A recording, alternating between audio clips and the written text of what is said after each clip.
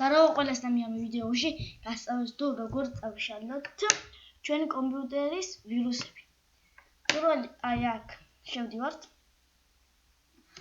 აი ეს კლავიატურაზე ვისაც არ იცის ჩუბია დაიძინოთ.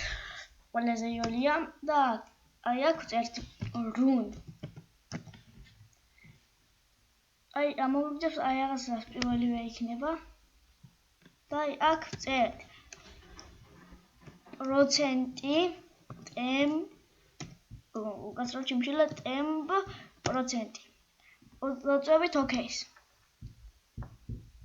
და გამოვიღეთ თქვენ დარღვევებს. მე არ მაქვს ბევრი დარღვევები.